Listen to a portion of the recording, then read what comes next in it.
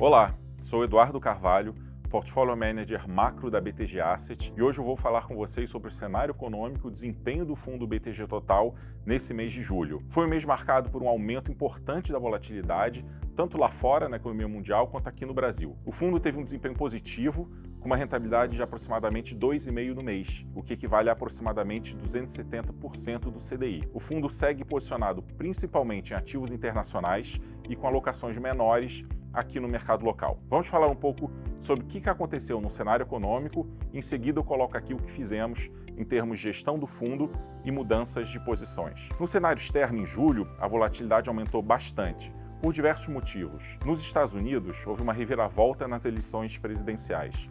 Primeiro, o candidato Donald Trump sofreu uma tentativa de assassinato, felizmente fracassada, e isso acabou impulsionando a sua candidatura.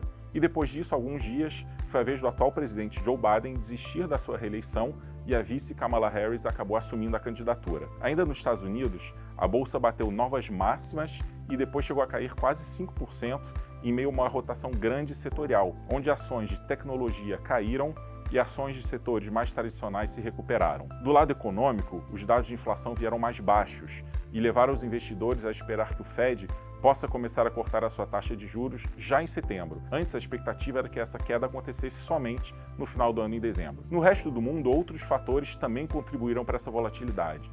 Na China, alguns sinais de desaceleração, que levaram o governo a adotar novas medidas de estímulo. Já no Japão, o Banco Central começou a subir juros, o que levou a um movimento importante de apreciação da moeda do ien. Vindo agora para o Brasil, houve uma piora relevante no preço dos ativos domésticos. Primeiro, por causa desse aumento de volatilidade lá fora. Segundo, por motivos locais mesmo. A inflação veio mais alta, o IPCA 15 de junho surpreendeu para cima e as expectativas dos investidores seguem piorando. O cenário fiscal também continua deixando os investidores com o pé atrás.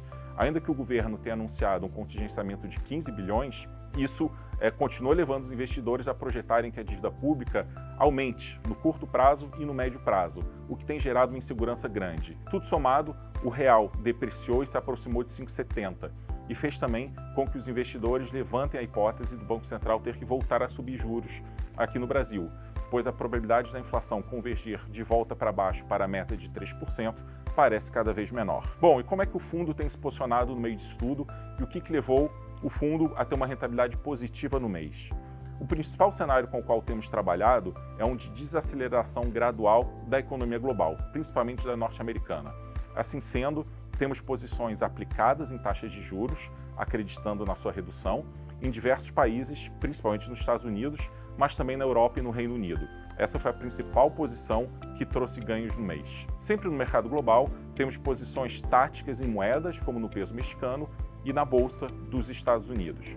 Agora, aqui no Brasil, apesar dos ativos estarem baratos, a gente mantém uma visão mais cautelosa, principalmente em função dessa questão fiscal, onde, como eu falei há pouco, continua sendo muito difícil vislumbrar um cenário onde o endividamento público pare de subir. Sendo assim, a gente zerou uma pequena posição comprada que tínhamos em bolsa, que deu ganhos nesse mês de julho, e fizemos algumas posições táticas compradas em dólar, que também deram ganhos nesse mês. De Brasil, uma posição que temos hoje no portfólio é uma alocação de tamanho médio em NTN-B, que estão com taxas elevadas e tendem a se beneficiar dessa inflação um pouco mais alta.